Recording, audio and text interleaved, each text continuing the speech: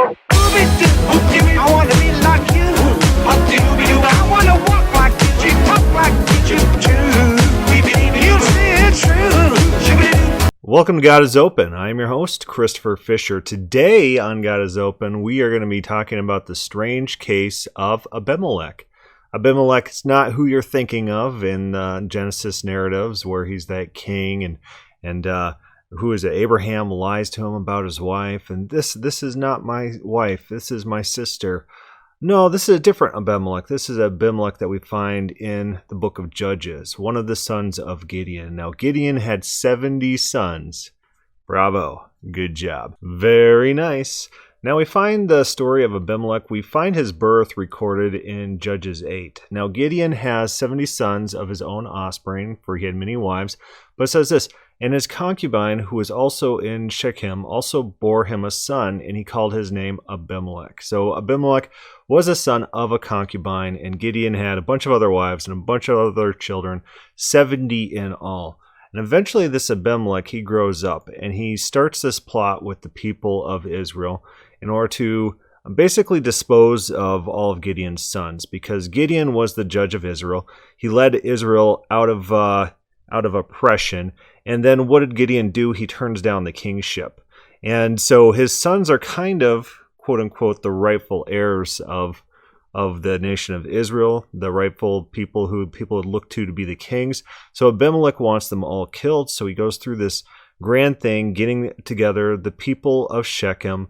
And their goal is to go and kill all 70 sons. They managed to kill all 70, except for one. One of them escapes. And so there's an interesting curse that's levied against him as this last son escapes. And when it was told to Jotham, he went and stood on top of Mount Gerizim and cried aloud and said to them, "Listen to me, you leaders of Shechem, that God may listen to you.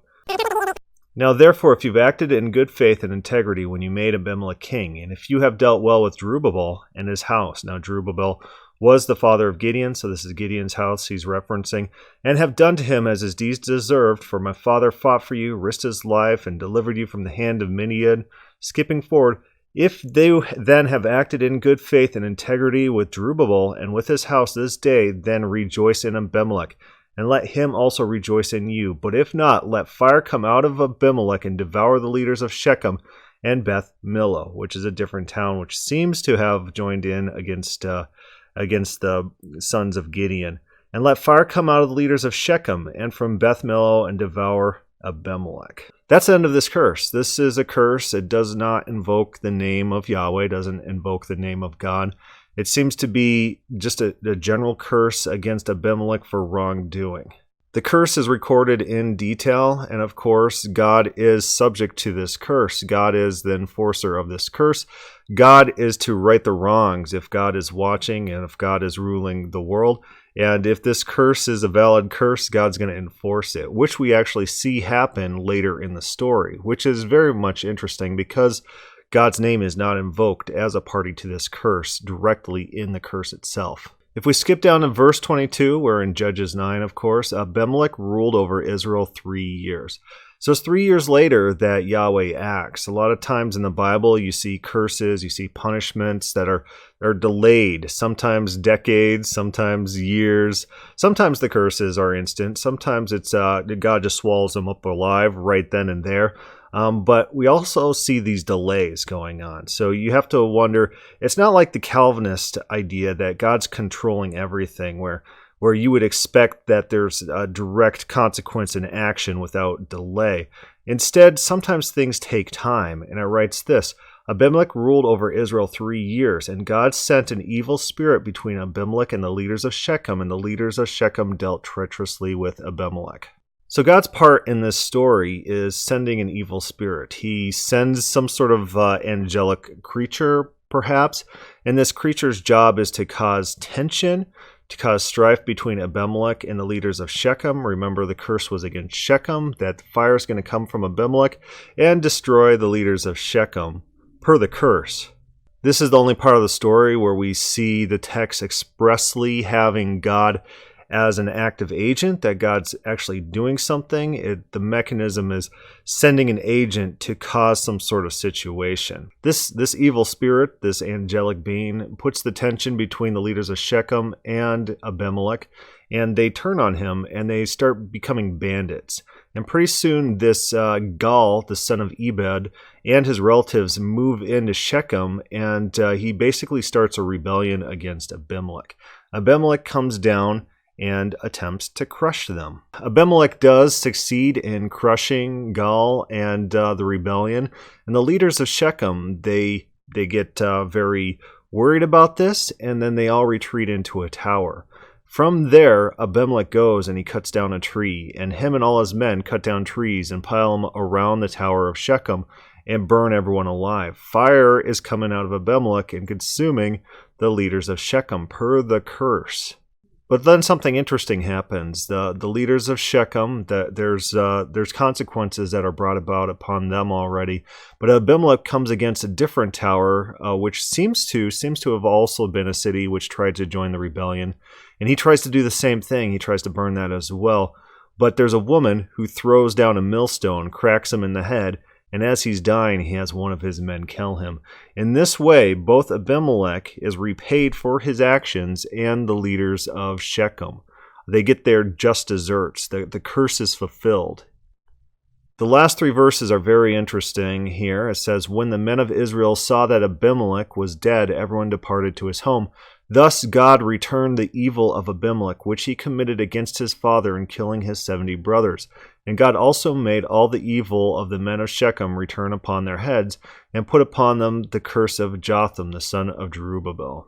The events that happened to Abimelech and the men of Shechem are all attributed to God. God's enforcing this curse. A mechanism is given, an evil spirit which stirs up trouble, which leads us to wonder to what extent are the events in the narrative driven by God, or God's an active participant? Is he controlling everything? Did he control the millstone?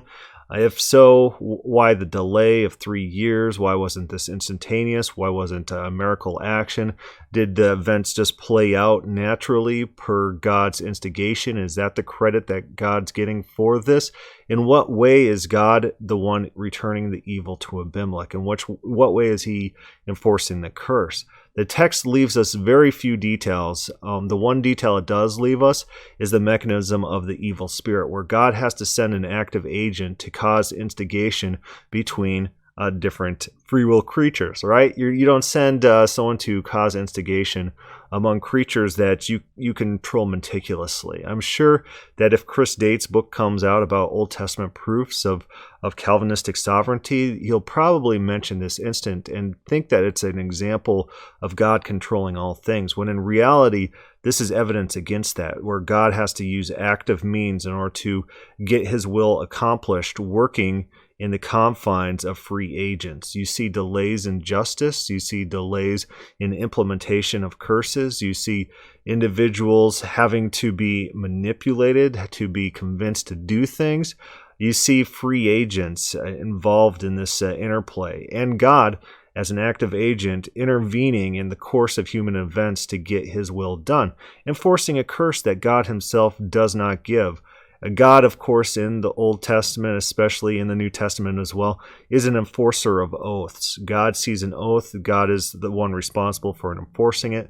That's why the Bible says that you shall not take the Lord's name in vain.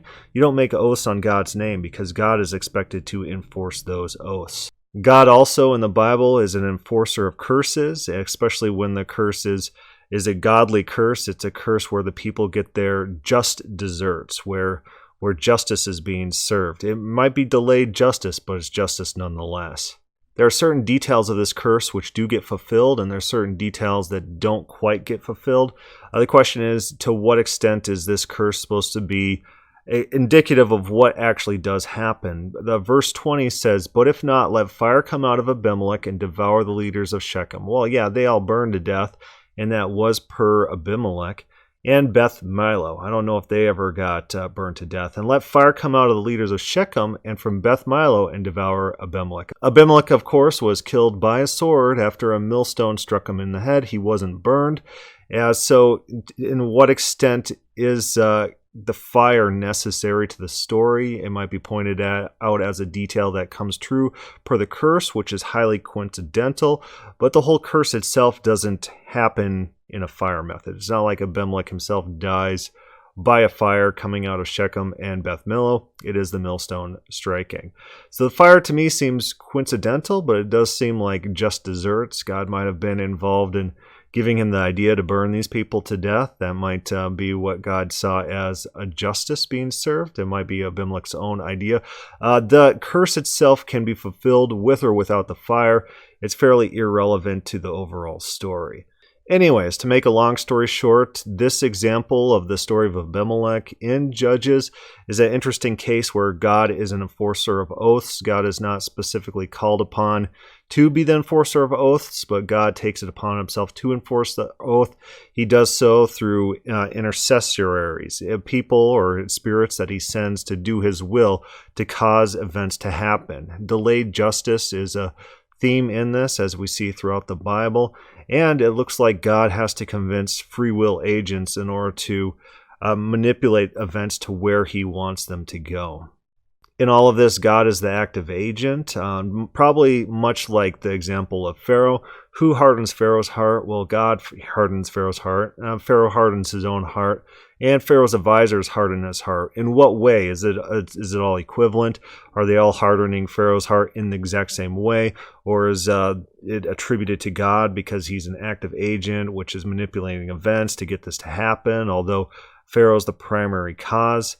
It's not explicit necessarily in the text. You could read into the text, and if you read into the mechanism, especially in this example of Abimelech, it seems like the way that God was the enforcer of this curse was through that spirit that he sent to act on his behalf.